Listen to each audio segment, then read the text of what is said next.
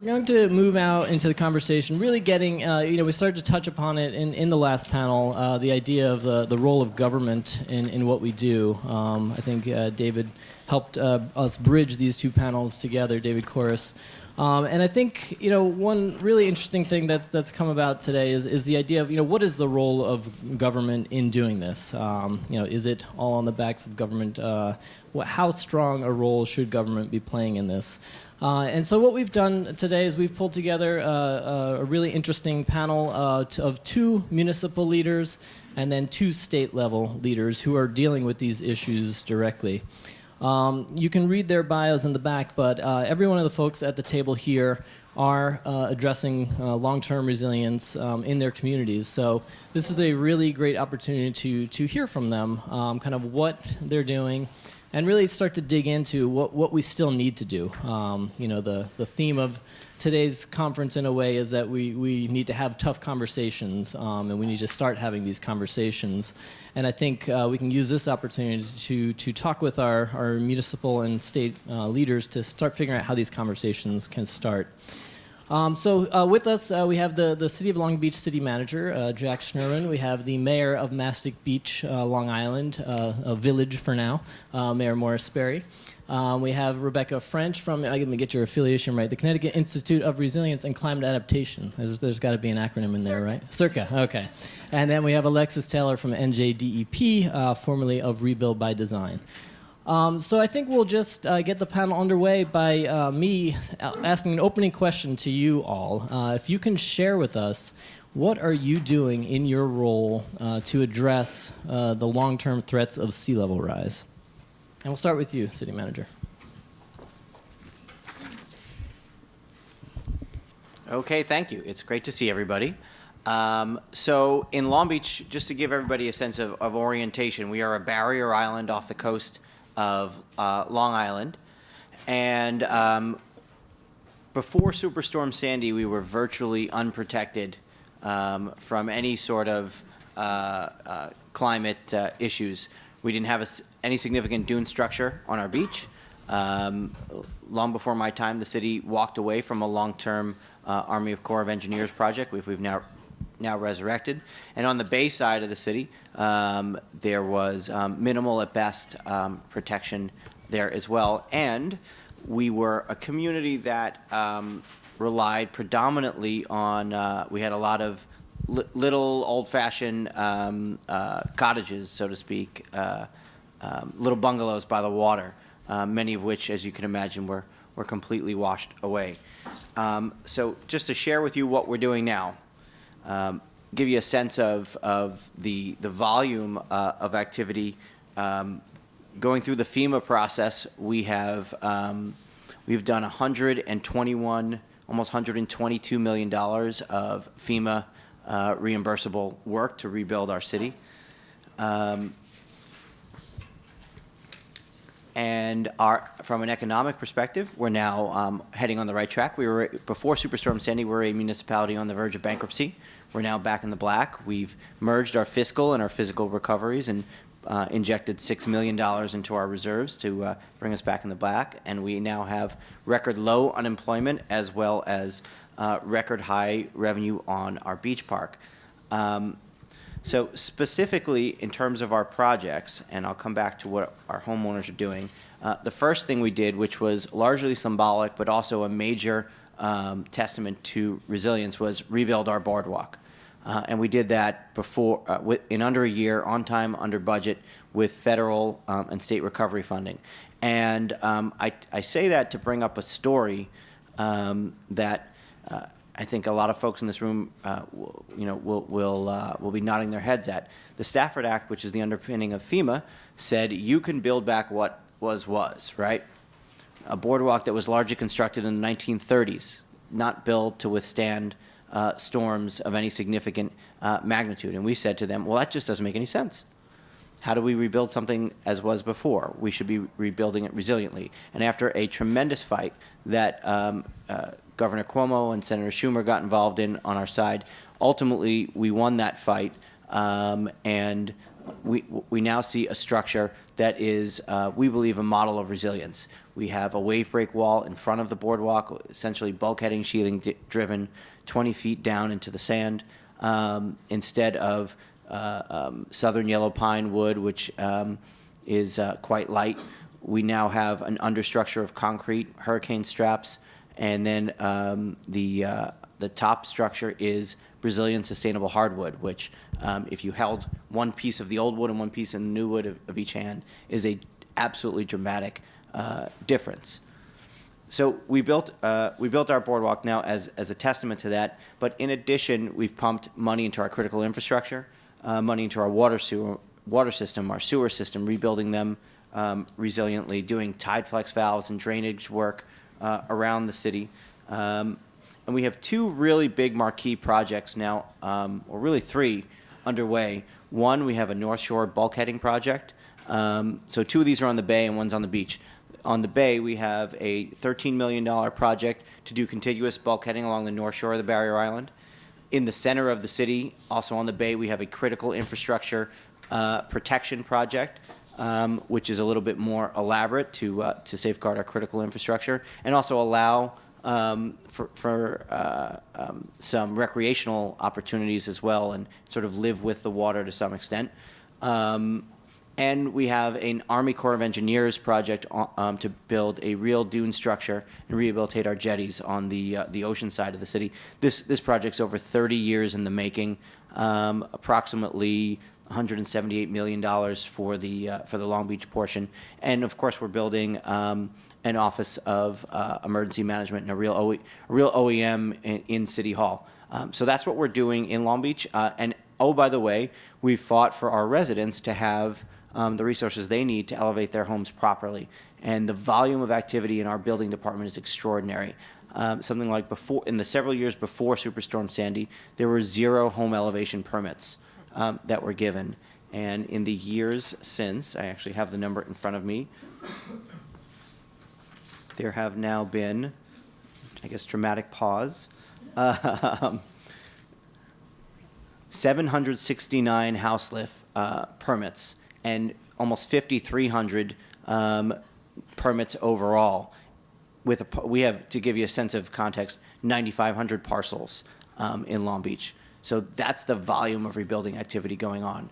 It's tremendous. And so our theory, to sum up, is that if you protect the city on the ocean side and the city on the bay side and elevate the homes in the middle, Long Beach will be safe and a good investment going forward, and now's a terrific time to invest. And as a result, the real estate market in Long Beach is terrific. Come check us out.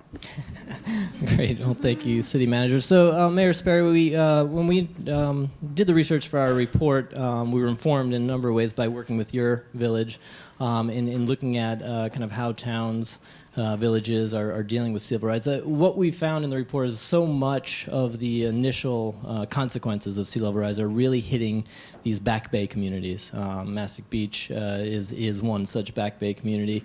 We call these the canaries in the coal mine in the report. You are, unfortunately, the canary in the coal mine. We are that. What is Mastic Beach doing to address this? What have you done, and what are you looking at going forward? Okay, so just real quick, I want to give a quick history of Mastic Beach. Mastic Beach is on a peninsula that juts out into the Great South Bay, and at that point it's called the Narrows because it is less than a quarter-mile fetch from Fire Island and the Atlantic Ocean. We're also basically at sea level. We are a low-lying wetlands community. It was originally developed by the Smedbeck brothers for people in Brooklyn and Queens, mostly Brooklyn. If you bought a Eagle newspaper subscription, you were deeded a lot out there, and then you could go ahead and buy the lot next to you for like, $100 or not. It was very inexpensive. They went out, they built these bungalows in the wetlands. They had a honey bucket in the back, or 10 bricks they put in the lawn for their septic system, and many of those are exactly what is there today. Not the honey buckets, but the bricks. We did have, about 7 years ago, I was actually against it, because of the deed that was granted to the people who bought these. We have 6.5 miles of undeveloped wetlands waterfront with a road basically goes around. Completely unusual in Long Island. I mean, anyone can ride a bike, can fish, can clam, can kayak. It's gorgeous. Having said that, we have been the IMBY of most of Long Island and certainly Suffolk County's NIMBY. So we get a lot of very poor people and very vulnerable populations living in these very vulnerable areas, which are problematic. A village was created because there was a little covenant in the deed for the properties, which was given to a 501c4 back in 1940s, the Mastic Beach property, and it said, if you become an incorporated village, all that waterfront goes to the incorporated village. And some enterprising residents decided that they thought we should bulkhead, we should fill in the waterfront, we should fill in the wetlands, and we should develop on the waterfront down there. I didn't actually think that was such a good idea. So I fought the incorporation. It was incorporated anyway. The administration that was in there before me had a lot of issues doing things legally and not. So I decided to run. And after Sandy is really where I decided to run, because they were not taking the opportunities that I thought were available to do things like buyouts, restructuring, building back our wetlands. I could see living there that the sea level was rising. This was something that you didn't need a science degree, you didn't need anything. All you needed to be there and see over the course of, I've been there since 2002, I see what's happening. I see the wetlands are migrating north and there's nothing you can do. One of the things that was done, which I'm amazed at, is they made Mastic Shirley, which is the peninsula, a conservation area. There has been, from the federal government to the state government to the county government to the town government, a very concerted effort to buy up as much as this property that are in the AE flood zones as possible. And they have been very, very successful. And really, Sandy, in a way, has been a big boon to a lot of Long Island, and has been, I don't know if I should say a boon, but it's certainly been very good for our community to start to really have conversations about, and this is something that after Sandy, and some of you who've dealt with Gosser and New York Rising, one of the first things I did was said, well, when do we talk about retreating? And they went, oh, we don't talk about the R word. And I was like, what do you mean you don't talk about it? This is basically what needs to happen in this community. As the groundwater rises, not only is our bays and our water, not just our drinking water, because we're a single source aquifer, that we have 360,000 single and separate septic systems. We don't have sewers. It's amazing because we're here for planning. So I can tell you that Suffolk County didn't do a great job planning for having 4 million people living in this area and what they're going to do with their waste products. So I thought this was a great opportunity for our community to start to really look into things, alternative septic systems, sewering of our downtowns.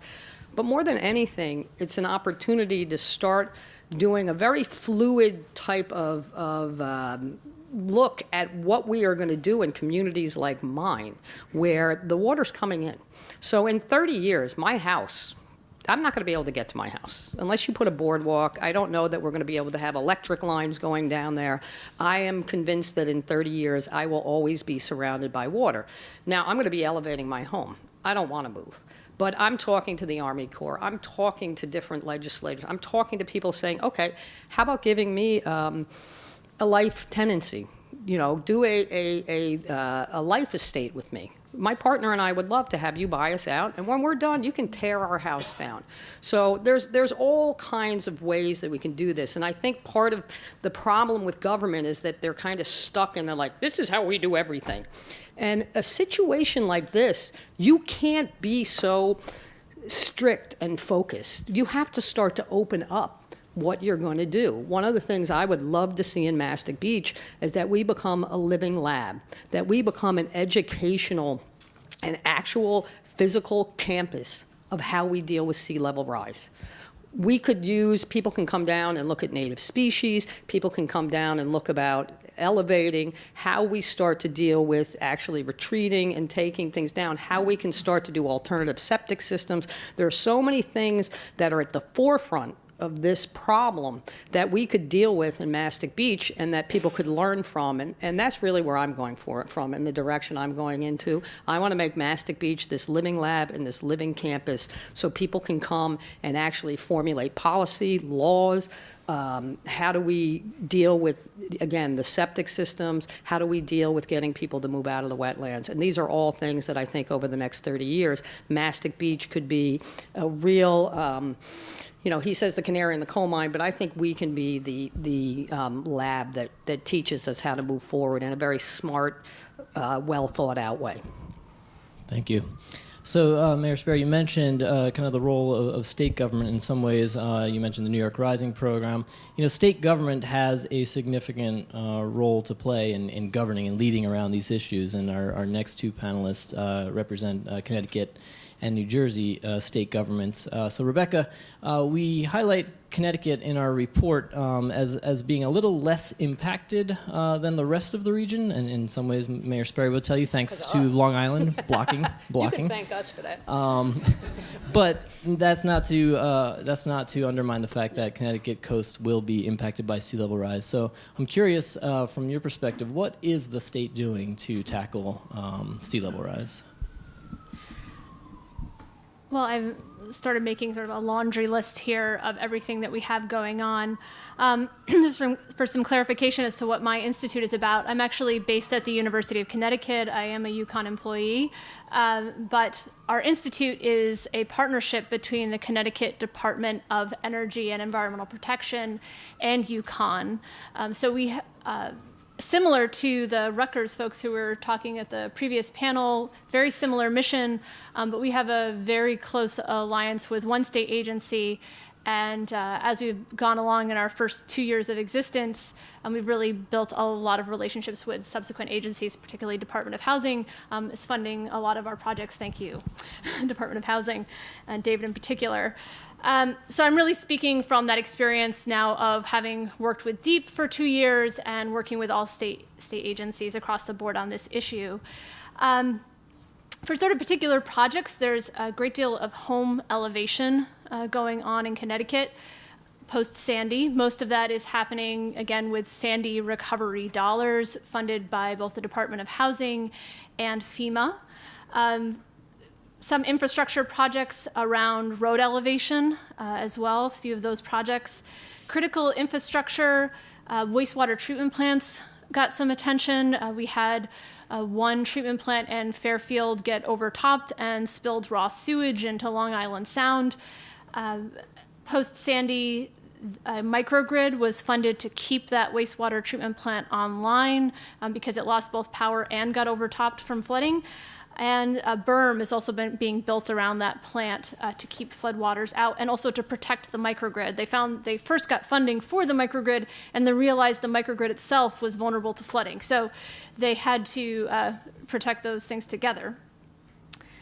I'm proud to say that Connecticut is now, I believe, home to the largest on-the-ground living shoreline project on the East Coast.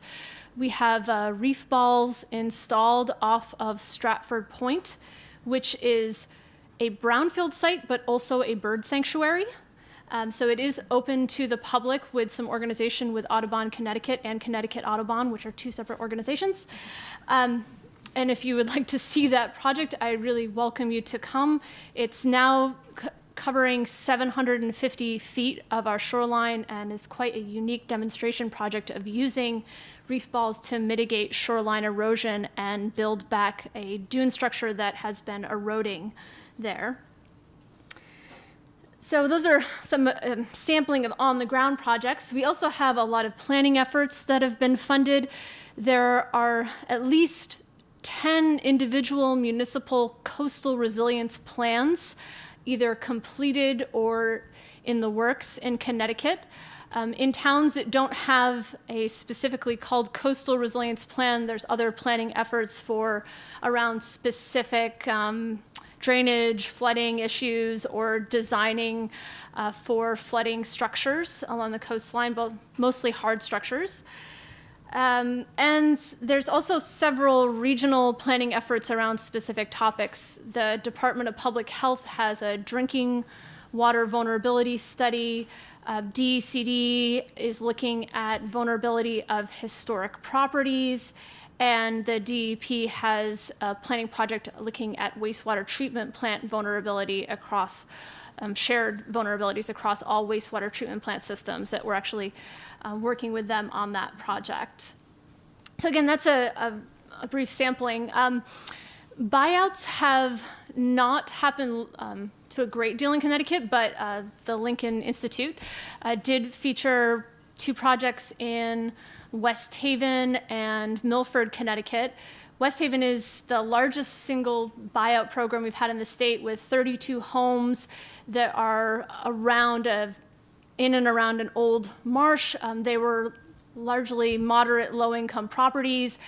It was actually a homeowner-initiated project, and those homeowners decided that after Sandy, they've been flooded in Irene, and they got flooded in Sandy, it was just too much, and they worked with the Natural Resource Conservation Service to get a floodplain easement to buy out those properties.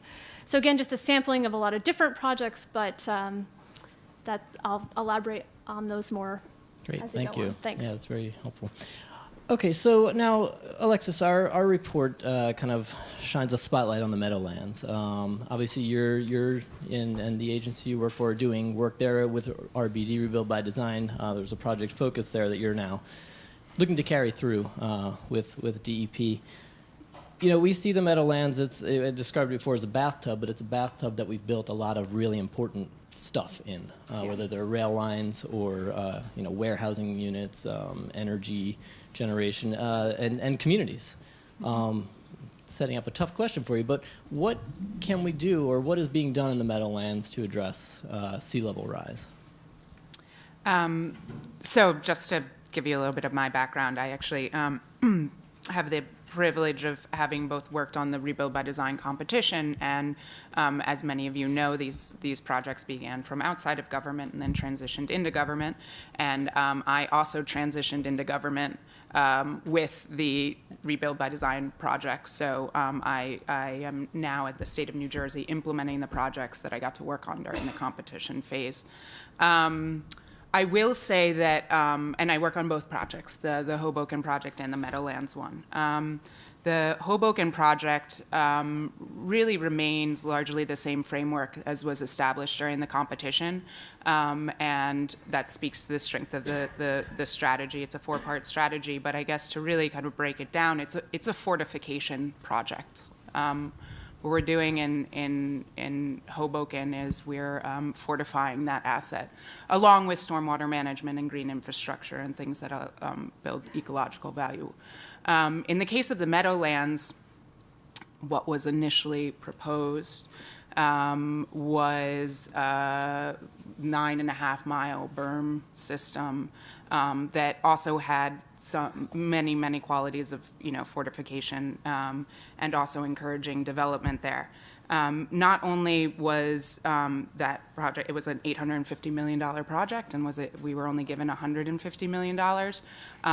But so many people say now we don't have the money to implement this fortification. But I think you also have to ask yourself regionally whether fortifying the Meadowlands and taking away kind of its ecological function in the region is really the best thing overall.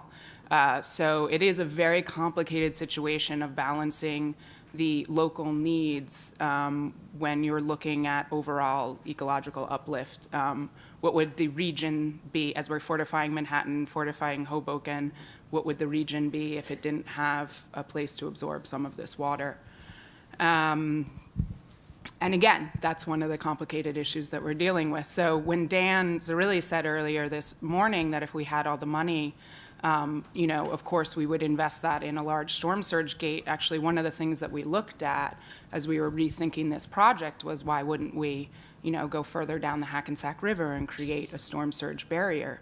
But taking out the water capacity that exists upland would actually be devastating not only for Jersey City and Kearney as we were looking at the modeling, but would be pretty bad for the overall region. So what I know that you said many of the rebuild by design projects are really focused on coastal storm surge or stormwater management. Actually, what we're looking at now as options in the Meadowlands is really about sea level rise, and it's about buying time so that longer and harder decisions can be made. And that is a difficult thing to communicate. I don't know, as we're deciding kind of the height of a wall or berm that we can build, we know that it's not something that will protect against the next Sandy. We know that it could buy time for the area to make longer and tougher, harder decisions about where things should go. Great. No, that's good to hear. To that point, the kind of issue of communication. If you buy time, and two of you mentioned the kind of evil word of retreat or buyouts, and two of you did not. These are amongst the hardest decisions that any community can face, any homeowner can face. I'm curious to hear from each of you either how that's being communicated or the kind of barriers to communicating that as an option. Is that something being considered for the regions where it wasn't mentioned? And if where it is being used as a tool, how has that communication been? And how do you make it so that is a more viable option that we can spring on when the opportunity arises? And I'll start with you, Mayor Spery, since you have the most experience. I have to say that the concept of buyouts and retreat was used in the recent dissolution vote. And it was used by the proponents of keeping the village. One of their main things that they talked about was that the town supervisor, Ed Romaine, who is very visionary in my opinion, as a supervisor of one of the largest towns, I think it's bigger than the state of Rhode Island, for him to come out and continually come out and say, listen, we need to deal with this. Strategic retreat is what we have to do in a community like Mastic Beach. And these people use that to say they're coming in, they're going to below Elm Road, they are going to buy up everybody's homes and kick everybody out. And this is kind of the fear-mongering that was done to try and keep the village. But in the end, it's the logical next step of how we're going to have to go.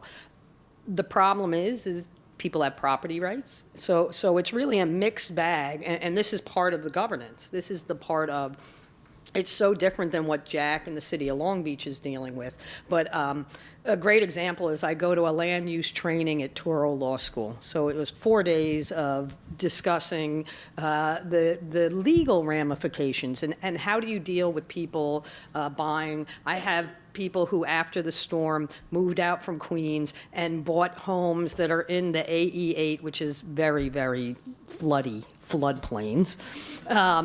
And we're told that, oh, yeah, no, it never floods here. That was Sandy, and it happens once every 30 years, and the guy's freaking out because every time there's a full moon or a nor'easter, the water's basically coming into this guy's house. So, you have to look at what are we going to do to legislate, and what kind of laws can we do to help protect people on a situation like that, to let people know. I think it's education, Robert. I think I tried as mayor to have public meetings and bring in experts from Stony Brook, bring in Adrian Esposito from Citizens Campaign, try and get people to educate themselves on what is happening. Because I think a lot of it's denial. I think people actually, unless you're like me and you live there and you literally have to have waiters in your car. I have 10 times a year, I park 4 blocks away, usually in the winter because the nor'easters happen, the worst flooding is in the winter. And I take my waders out, and I have to walk home through about 16 inches to 18 inches of water. This is a reality. But if you're not living that reality, it's really hard to kind of comprehend. So I think in some of these courses, what we're talking about is making a disclosure form so that if you're going to buy in an AE flood zone, you have to sign a document that says, yes, I saw the map, and I understand that I am right in the middle of a flood zone where, over time, I think municipalities are going to have to say to people, we're not bringing you services anymore. We're already seeing that in storms where the first responders are telling people, get out, we're not coming to save you. So, there's some really hard decisions that governments and municipalities are going to have to make as we start to move forward with sea level rise. Yeah, City Manager, just before you speak, you have some time, according to the projections we look at, but at 6 feet of sea level rise, there's 18,000 folks in Long Beach. So what is this a conversation you're having yet, or what are you thinking about this?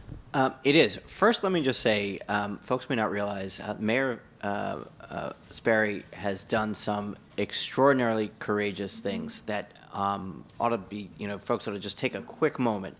Right, the village of Mastic Beach is being dissolved, and the mayor had the courage and showed tremendous leadership in quietly and thoughtfully, allowing that to happen in a way that makes sense. And very few people are willing to dissolve their own job, and that's an incredible thing. So, and I love being mayor. and she's great. She's great. And I know she'll continue to exercise leadership. So a few things for me to mention. Building off the mayor's point, I think of a great example in Long Beach that there's a street called Heron Street. And Heron Street is the lowest elevation in Long Beach. There is no high elevation in Long Beach, but it is the lowest elevation. And so I looked at Heron Street before the storm, and in the 24 hours before Sandy, Heron Street, an entire block length was completely underwater. During the storm, people's cars that were in their driveways were moved, and the devastation was tremendous. Today on Heron Street, nuisance flooding continues all the time, as we're talking about, right? And I hear virtually every other week from a gentleman who was a Wall Street guy and thought he made the best decision ever when he bought the house at the end of the street, the lowest elevation house in the city. And this house may be full market, it's a beautiful home. I think he put some work into it. It was probably worth $2 million, and he paid 1.5, and he thinks he's a genius. This guy is furious. He thinks, it's everybody's fault but his. He made a bad choice. Right, and he's not serious about what, and he thinks that the city can fix it. A little bulkheading patch here, a little bulkheading patch there, we'll be out of the problem. But what he's not understanding is that the water table's rising. And while we're doing bulkheading, and that's good on the exterior of the canal and in the interior, ultimately, of the canal, the water table rising is a problem that that doesn't necessarily have an easy solution, as everybody here knows. So we get to the question of buyouts, right, and acquisition. And it's something that we looked at carefully after the storm before deciding how we were going to approach it. There was a moment where the state came to us and said, we think, and remember I had mentioned that there was 9,500 parcels in Long Beach. We think that approximately 760 could be ripe for buyout. And there's two types of buyouts. This is the kind of buyout where the land lays fallow afterwards. And so that caused us to take a hard look. And we talked to engineers and we said, if we build correctly, right, if we protect the barrier island correctly and if we elevate the homes, then what? And their answer was, then they ought to be okay. So if that being the case, and being the case that Long Beach is fully built out, then we ask the question, so what then if that land becomes fallow? And this is the practical consideration that municipal governments need to grapple with. What that would have looked like is if essentially in this audience you took out a row or two of if each chair is a home and you took out a few rows, the rest of the room has to pay their taxes. And that would have been devastating economically and an impossible thing to overcome. So the kinds of buyouts that we ended up pursuing are so-and-so doesn't want to or doesn't have the wherewithal to rebuild their home. So the state comes in, buys them out, and auctions off that land to a developer who rebuilds a FEMA-compliant home that is resilient and does it the right way. and according to proper codes and standards. And so far for us, that model has been working. But I think personally, I would agree that there are certainly places, and I know I was chatting earlier that there's some places in Staten Island, for example, that absolutely make sense to retreat. But from a practical standpoint, there's other considerations that when you're running a municipality, you have to think about also. Okay, so either Rebecca or Alexis, do you have thoughts on either Alexis in the Meadowlands, or people talking about this, or Rebecca, or how has it gone with the buyouts in Milford or other places? Well, in the case of West Haven, I think in Connecticut we don't have a state policy for buyouts, and I think I wasn't around when these discussions were happening right after Sandy, but I believe the history was that there was a lot of pushback over concerns of loss of property taxes from leadership. So it's particularly interesting to be sitting next to a mayor who's pro that, because my first question to her would be, weren't you worried about property tax? But I guess if the village is being dissolved, maybe that's not an issue. But I'm very curious to hear about that from your perspective. But that's something that we hear a lot about in Connecticut is how can we give up these properties because that affects our grand list. And that is the case in West Haven with these 32 properties. That city is feeling an impact on their grand list. But they went ahead and did it anyways because the community members really wanted it. The community members who live there, those homeowners initiated the effort. They went to the city worked with them and DEP and the Natural Resource Conservation Service to find that funding. So it wasn't a top-down, it was a bottom-up effort. I'm less familiar with the situation in in Milford. That was FEMA funding. I believe it's going all right, but it's buyouts where they're being done funded by FEMA are sort of a house by house. It's not a whole neighborhood, which is what's pretty unique about West Haven. It's really a large parcel. It had to be done that way because it's a floodplain easement. The driver is that we're going to be expanding the area where the marsh is, so that all the homes there had to be connected to the marsh in order to be eligible for the buyout. So it really was a neighborhood scale project, which makes it particularly unique. So in the case of New Jersey, we have the Blue Acres program, and although I don't work directly with them, I actually sit right next to them, which you wonder if that's a coincidence, because we do need to be thinking more and more in the Meadowlands about how some of that could be applicable. As has been mentioned before, Blue Acres in New Jersey is actually one of the better funded and has been one of the more successful programs well before Sandy, because New Jersey suffers so much from riverine and fluvial flooding from many of the nor'easters and earlier storms. Blue Acres has been a kind of well-funded and also important option. It does involve kind of a whole community making a collective decision. It's not eligible on a house-by-house basis, and that gets back to the really hard decisions that communities have to make, and communicating risk and communicating what the options are. And I think that's something that we're trying again and again through the use of maps, through everything. Every time that we go out to the public in the Meadowlands, we start with these maps, which are filled with a lot of blue in the case of the Meadowlands. But I think it's always important to frame the conversation where you start with what are the risks and what we are and what we're not going to protect against in order to help people make decisions.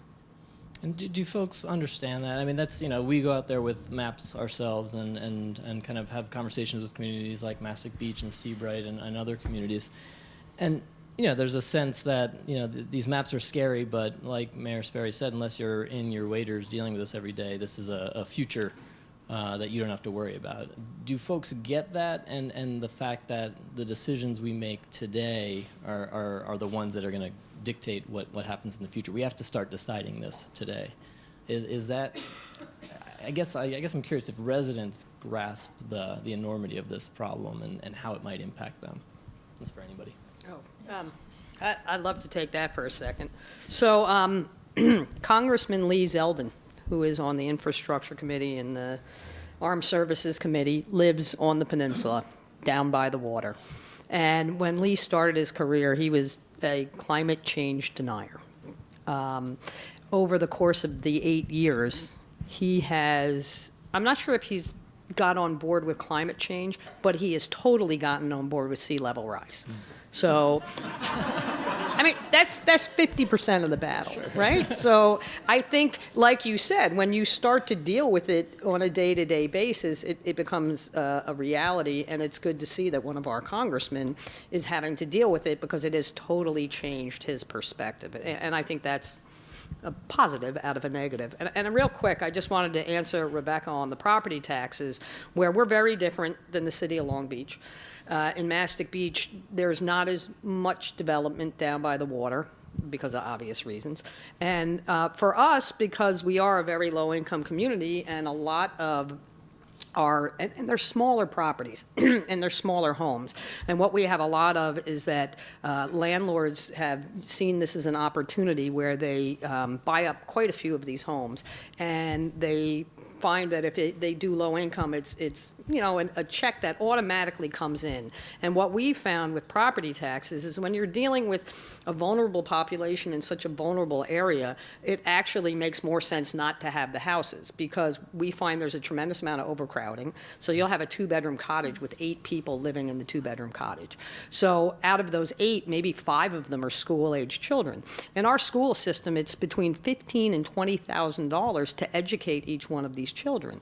So not only are we looking at, our village taxes are minimal. The big part of our village's failure was we did not properly fund it. Mm-hmm. So when we look at the property taxes, in a way, it's actually much cheaper to take these houses at. Now we don't have to, some of them we can get rid of entire roads, which we can get rid of the road and really have the wetlands come back, and that's going to be a mitigating factor as far as just having wetlands and not these roads, which are these rivers for the water to go down. So I think in the end, we don't have to provide services down there to those homes. In the end, it's way cheaper in my community for the taxpayers to lose these properties than to have them there. I mean, we're talking about homes that cost $60,000.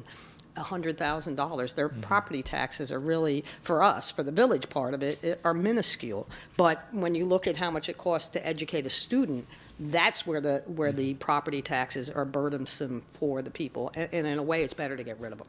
Right. Yeah, it makes me, as the example of a village that's consolidating back into the town.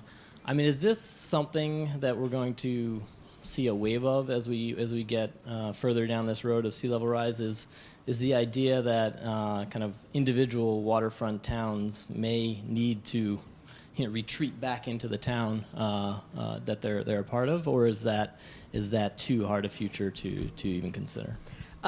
In 2010, the legislator made it much, much easier to dissolve a village. At the same time, I think there were 2 ships that passed in the night. Our local representative had put in a bill to make it harder to become a village, and that didn't actually happen. And all he wanted to do was put in an amendment that before you could become a village, you had to have an operating budget, you had to have a capital budget, you had to have a 5-year property tax impact statement, and you had to have a list of services. That seems pretty straightforward and easy. Our village was created on literally a flyer that was like this, that said it would cost $500,000. We're talking about 4.5 square miles, 84 miles of road, and 5,400 parcels or homes. And they had a flyer that said, oh yeah, highways, nothing, the town's going to keep doing it. And this favors comparably with Sagaponack, which is the average home price is $4 million a home. So, anybody could put together this flyer and just say, hey, we're going to make a village. It's going to be great.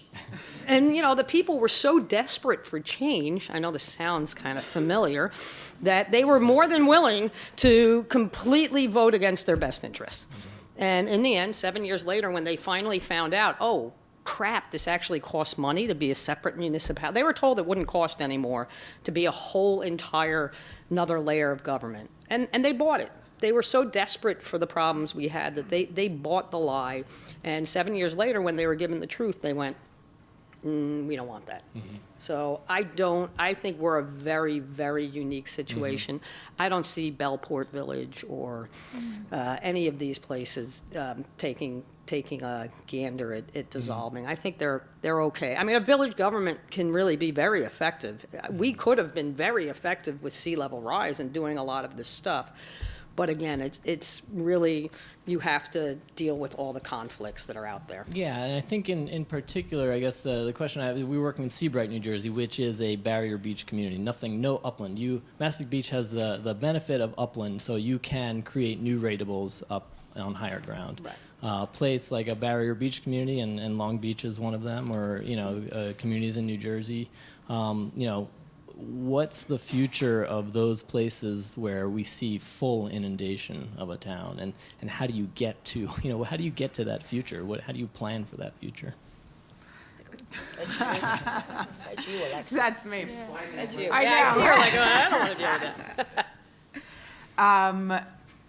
Honestly, something is going to need to be done about the regional governments and the way that governance happens in Connecticut and in New Jersey as well. I think it's just not realistic to continue to expect that towns that are entirely within the floodplain can continue to grow their tax base and have ratables. Again, no matter how much you fortify them.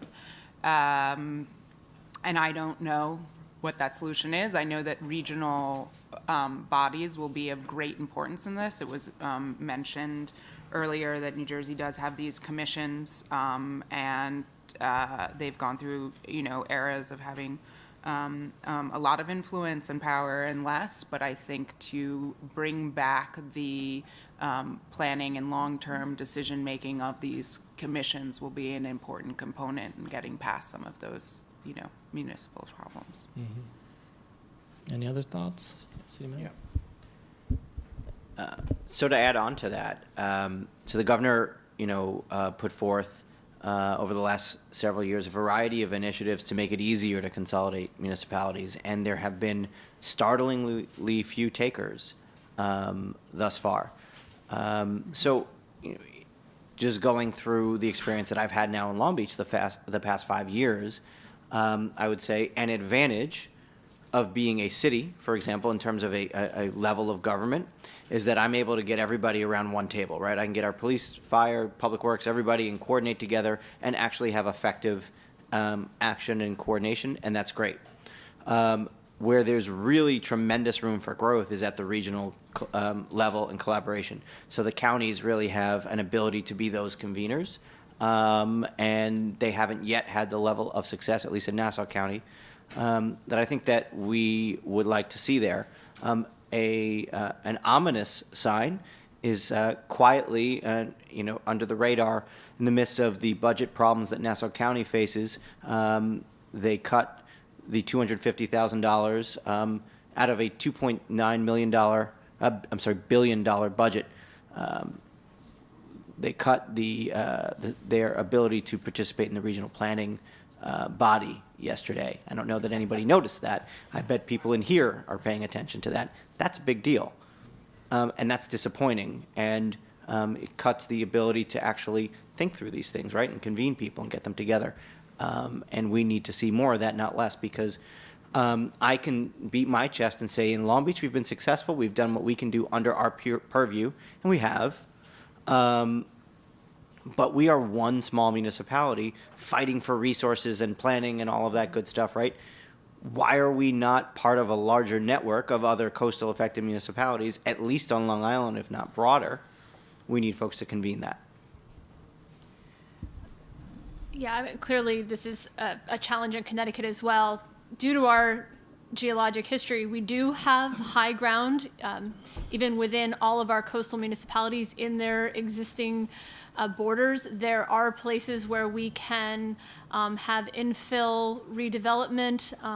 In fact, this was the vision that drove the state's application for the HUD National Disaster Resilience Competition, which is now resulting in the pilot project that David Corus is overseeing.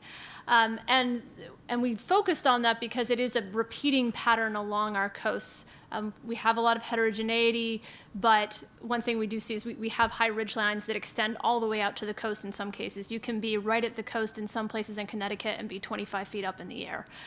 It's not all low-lying. However, we also have a history of land use where we filled in a lot of wetlands and then put critical infrastructure on top of it.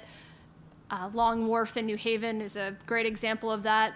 Rail yards there, I-95 goes right across it.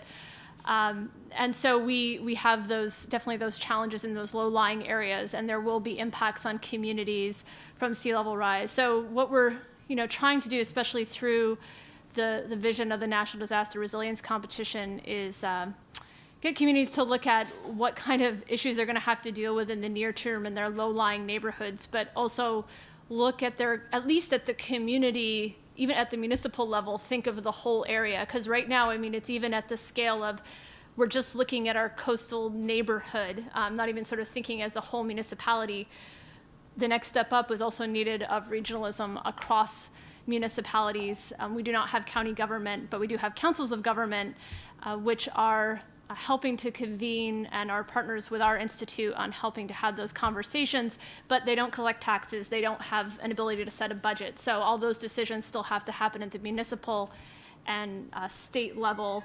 And the state, because of that, the state really has a key role to play here. I didn't talk about the state agencies, Fostering Resilience Council, the Safer Council that David mentioned earlier today, but that group is, I think, going to be a great champions for looking at policies that do promote regional policies that can drive these issues across municipalities where they're necessarily going to be working that way by themselves. Great. So my final question before opening up to the audience is around social vulnerability.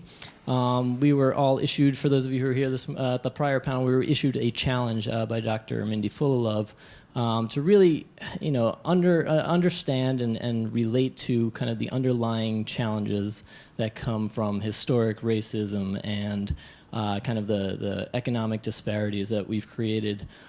Big question, but how can we make sure that we're kind of addressing the issue of sea level rise and climate change at the same time we're addressing the kind of social vulnerabilities that are inherent in our communities?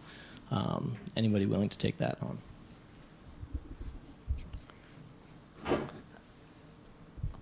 So I don't know that I have a full answer to that, because that's a tough one.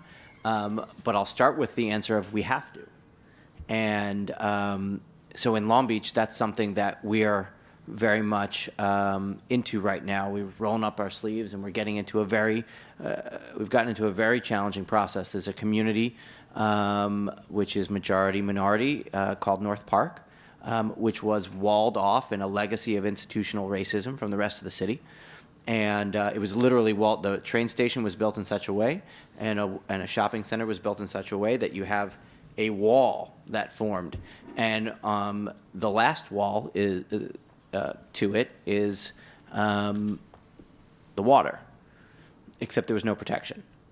And so you have now folks who have lived with water coming in to their neighborhood for decades, and dramatically accelerated now in the time since Sandy. As everything has shifted, the water table is rising. So we've been going through a planning process and a community empowerment process and a really deep discussion about what does that mean going forward, right? Delivering the resources to elevate the homes is more challenging where there's a pocket of poverty. And not necessarily a recipient ready to take that New York Rising money and go through that project. There's job development and economic training that's required, and part of that jobs had historically gone to folks working in the city, the hospital, which no longer exists, and the school district, right? Well, the government and the schools are shrinking those jobs, and that's a real challenge. So I don't pretend to know the outcome of it yet, except to say that we're doing the hard work in the community of really trying to develop a plan that works for everybody. And one of the things that we're finding is when we start to talk seriously about delivering the things that folks feel that they want, that also comes with fear and risk. Because once we start talking about wholesale change and knocking down that shopping center that's been a terrible barrier, now the concept of gentrification becomes a very live issue. And that's scary as well. So it's something that we're working through, and we're trying to bring best practices from all around to be part of our discussion. So, as I mentioned, my community is a very low-income community. It's a very poor, working-class community. And one of the things that in one of the classes I learned is there is a term called a climate bubble, which is where your property values are never coming back up because that property has no future. And that climate bubble has happened in Mastic Beach.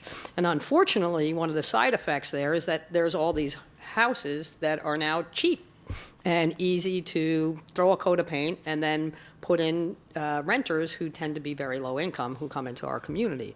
So one of the things that I had proposed after Sandy, which everyone was like, that's such a great idea, and it's 4 years later and nobody's done a thing about it, my community was, in my opinion, ground zero for predatory lending practices, where these small houses, which were worth 100, 150, were at a very short period of time worth $350,000, and there were mortgages given on them. And in my community, we have, out of 5,400 homes, almost 10% are zombie homes. So we have close to 500 homes that are vacant, blighted zombie homes. And what I said from the beginning is hundreds of these homes are up about a mile up the road in Mastic Beach, and they're out of the flood zones, and they're actually probably 17 to 20 feet above the flood zone and the floodplain. And I said, hey, instead of buying out these homes, why don't we try and do a creative program where, and I talked to many of the landlords, and they were like, sign me up, I'm in. I was like, why don't we take some of these zombie homes, work with the banks, and, instead of just buying these properties out, buy these homes, get the people to do a house swap. Do a house swap. I had so many landlords who said, I'd love to do a house swap. I had a family that with New York Rising, a couple stories, real quick, have a special needs son. And after Sandy, the only thing that in our community, because so many people were underwater on their mortgages, taking a buyout wasn't an option for them. So these people have to elevate their homes. And they have a special needs son. Once they left, they were out of the home and took a rental that had literally 4 stairs, they realized what a disaster it was for their child to be in a home with stairs. And now they're kind of forced to go into an elevated home that's going to have 14 stairs, and they're freaking out. And they would have loved to have done a house swap. They would have loved to, instead of having to, they basically had to elevate their home. It was their only option. I have other friends who, for $125,000, they were like, just give us $125,000. We'll take it and move.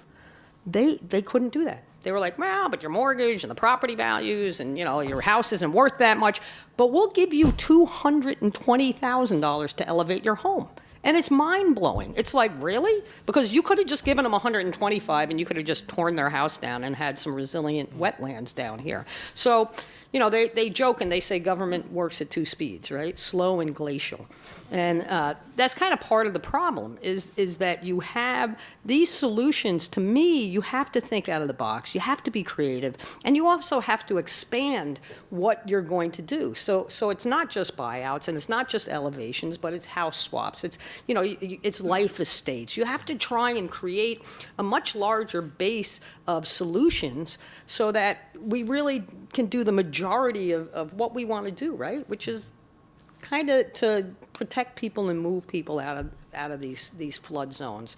And I just want to say, I believe, and you're all probably smarter than me, but I think 80% of the world's populations live along the water or along the coast.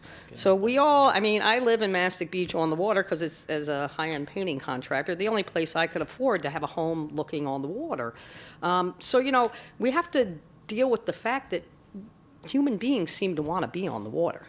So how do we do that in a way that makes sense for taxpayers? And how do we do this that it makes sense so we're not putting vulnerable populations? So now, another big storm, we are going to have thousands in my community of people who are not going to have anywhere to live and don't have any resources to be anywhere and be safe and rely on the government to house them. So. Okay, I think we have time now for audience questions. David. Thank you all very much.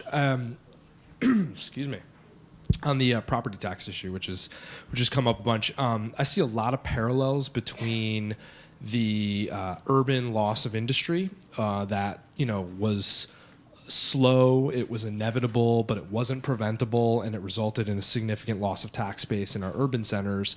And sea level rise, slow, preventable, will result in a loss of tax base in a lot of our suburban coastal communities. And I wonder if you think there's any opportunity, if we'll hit a critical mass where there might be a suburban coastal and urban post-industrial coalition that could achieve real property tax reform that we haven't been able to achieve over the last half century. Just say yes.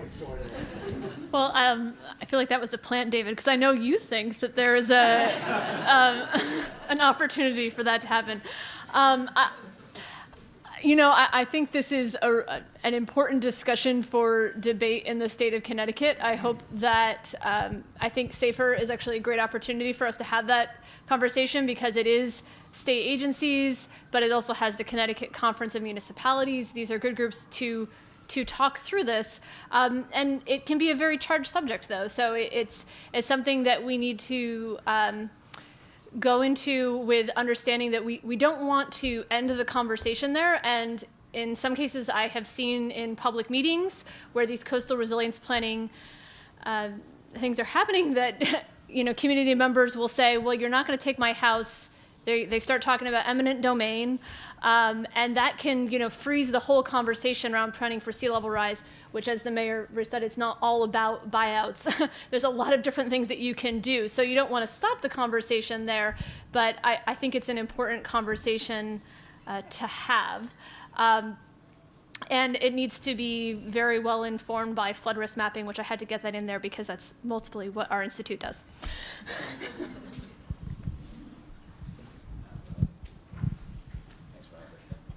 Yeah, I'm John Weber. I work for the Surfrider Foundation. People that don't know, that's a coastal environmental group. So I want a little bit more detail. First, from the city manager, you mentioned something really important. FEMA only pays you to return things to the state that they were before, but you got them to do better by getting the governor and the senator in the room. We don't all have the opportunity to get the governor and the senator in the room. So is there a little bit more detail you can provide on how that went, and do you think that's necessary?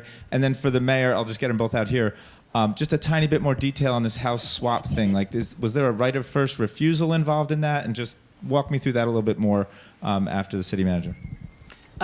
So first of all, and thanks for the opportunity to elaborate on this. So the Stafford Act is the underpinning of FEMA, right? The Stafford Act essentially says you can build back as was. It was built for a time. The Stafford Act, that is, was created at a time when it was, you had a natural disaster, something bad happened, or whatever the case, and you just want to put something back. And it was sort of FEMA's whole orientation is around help you get back to where you were real quick. They don't really have the capacity within their rules. And so people, rage against those who work for FEMA, who are often perfectly good people, but are totally handicapped by their rules that are very frustrating. And we had FEMA Poobah after Poobah come into my office and say, basically, we're at the 5-yard line. We're going to get it approved, and then what would we're going to get all the funding approved, and then what would happen would be that person would leave. The next, 2 weeks later, you have a meeting with somebody else from FEMA, and it'd say, yes, that local administrator, such and such, has now been shipped back to the mothership. And I'm the new guy, and nothing the previous guy or girl said before matters. And you'd be like, "Are you kidding me?" Right? It's amazing. It's beyond frustrating. So we went through this process, and everyone who was affected by storms has gone through some iteration of this process. I actually wrote an op-ed about it recently with Congresswoman Rice about how we need to, infuse the Stafford Act with resiliency to really rethink what those rules look like. Specifically for our case, we went through an elaborate multi-year appeals process. We essentially built the boardwalk on spec and said someone's paying for this thing and we're getting it open, because if we don't, it'll be an economic catastrophe as well as a physical catastrophe. So we built it to some extent on faith that we would get it funded. And at the at the unveiling ceremony when we opened it, less than a year after the storm, on time, under budget, as I mentioned, working with labor as a project labor agreement. On one side of me sat the governor, on the other side of me sat Senator Schumer, who both were critical in delivering the funding. And the governor got up that day and said, whatever the gap is, which at that moment was $9 million, in between what FEMA is offering and what the full costs are, the state will cover out of the community block development disaster relief funding that had come our way.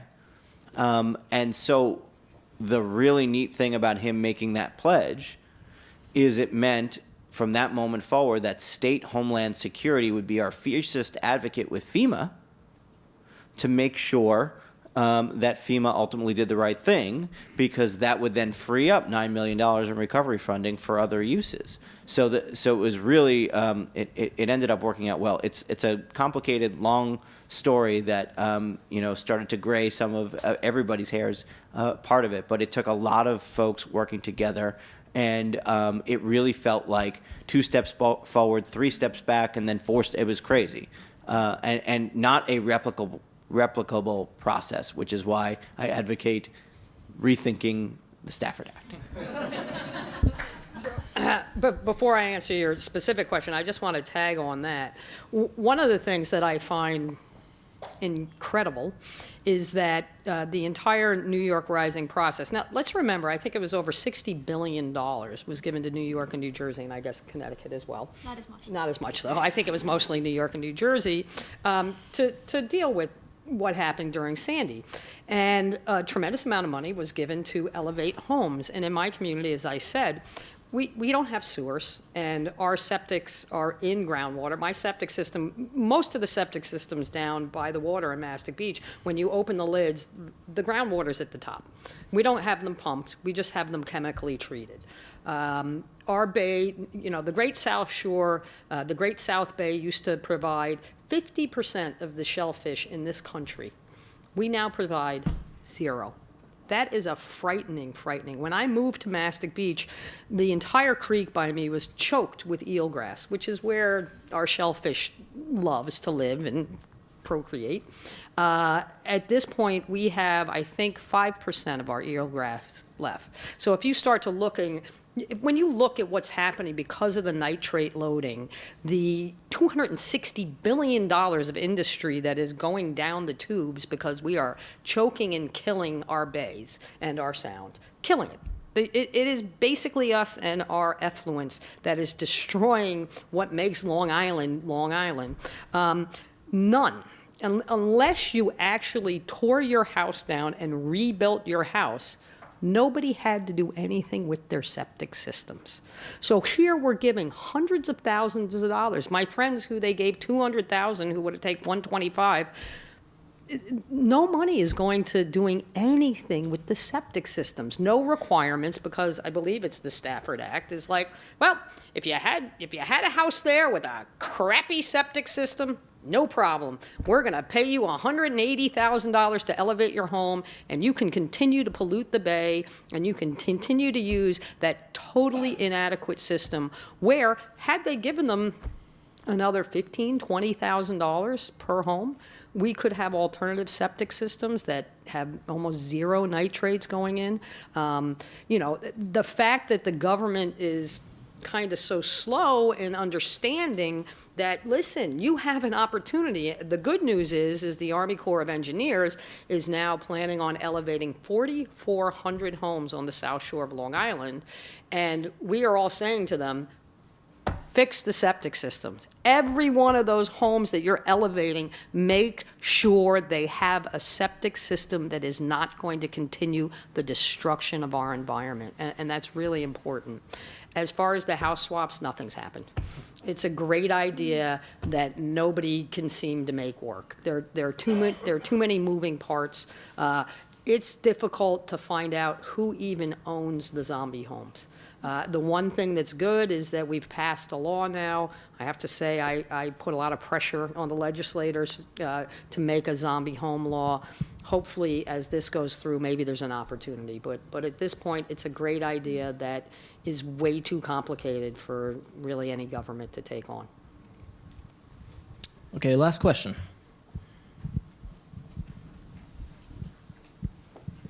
That drives me nuts. Yeah, Judd Scheckman from NYU Tandon School of Engineering, but I'm an urban planner. Question basically for City Manager Jack Schnirman. You'd mentioned the two-tiered system that kind of developed in the wake of Sandy for buyout projects. I know historically that under the Hazard Mitigation Grant Program, all of the funding for buyouts had to be used for homes that were demolished, and then the land had to be preserved in perpetuity. And I think that basically because of the sort of weird way, the twisted failure of, or the, not failure, but the problems that resulted from the checkerboarding that you were saying that seemed to have, were not thought out that thoroughly by the governor's office, whoever came up with the buyout program initially, and then they sort of figured out that they can use the CDBG money and buy those homes for redevelopment. And then I don't know if other advocates or researchers or planners in the room knew about that, but when those homes started going up for sale on auction, first on Long Island, now in New York City, I was kind of shocked, and I was wondering even whether that process was legal.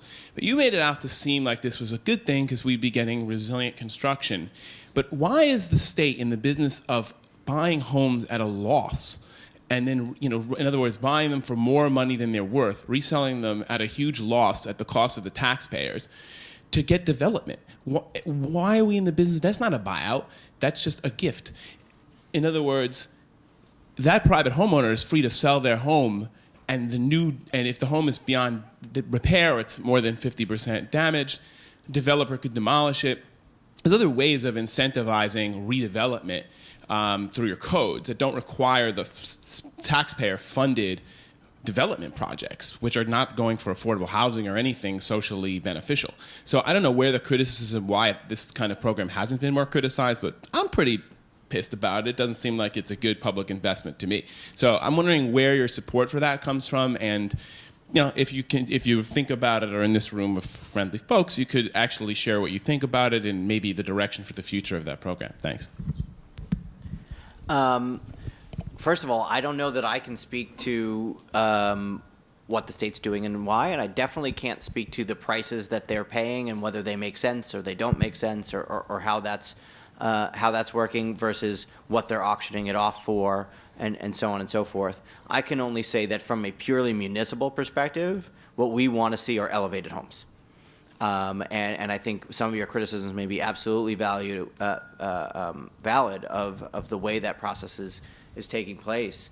But there's been the net result that we want to see is a resilient housing stock, right? That's our priority, because our fear is that the next time that a storm comes through, there won't be the kind of recovery funding that we saw this time. What we saw this time was, and it's easy to forget now, 4 years later, but we saw a tremendous delay in the Congress in pushing through that disaster relief funding. That was not an easy lift. And some may argue that the Congress and its makeup, and I say this not in a partisan sense, just where the world is at, is going to be less amenable going forward, not more amenable. So that's a real fear for us. So we want to see a resilient housing stock, and there may be some valid criticisms as to how the state chose to get there, but ultimately we want to see those homes elevated, and that's probably a longer discussion about the ins and outs of who paid what and whether it makes sense to subsidize that we didn't have the luxury of weighing into, to be candid. So, real quick, my experience is the opposite. Jack's in charge of a city that's on the water that can't go anywhere. In Mastic Beach, it's a buyout acquisition program. It was not just a buyout program. It was, from the beginning, a buyout acquisition program where some of them they were buying, and they were definitely there to be auctioned off. And the idea was that money that they were able to get in would go back into the buyout acquisition program. So any homes that were bought, they were trying to get it so that money that they got for the buyouts would go into supporting more buyout and acquisitions. In Mastic Beach, we had a tremendous amount of buyouts. I think it's up to 40. And when it originally happened, there were about 10 homes, all in the AE8 flood zones, that there were signs that were auction coming up. And I basically lost my mind. And I called them up, and I raised bloody hell and said, none of these homes should be put back. I said, we have a conservation zone where we are actively trying to buy these properties and make them go back to wetlands. And here it was in total conflict with what they were trying to do. I said, none of these should have been acquisitions in Mastic Beach. None. And because I pitched a little hissy fit and stomped my feet and made enough, they actually said, but please don't let people know that we're doing this. They made all of the acquisitions in Mastic Beach into buyouts. But having said that, I think, it's tricky because you do get this gap tooth. Now we have blocks where you have yards where the house was torn down and is going to go back to wetlands, and the people next to them who elevated. So in most communities, that's not what you're looking for. You're not looking for this gap tooth. In my community, I think it's going to work because we are very unique. But when you get to a city, this is an existing city. I think what has to happen in something like Long Beach, we have to look to Amsterdam and Holland, and we have to look at the communities that have been dealing with this for 800 years, and we have to look to them to see how that's going to work for the city of Long Beach.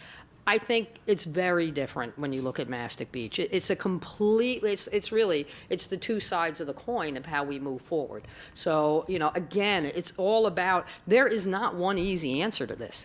It is going to be this kind of multiple choice, how do we go forward? It's going to take a lot of different, very creative solutions to move forward.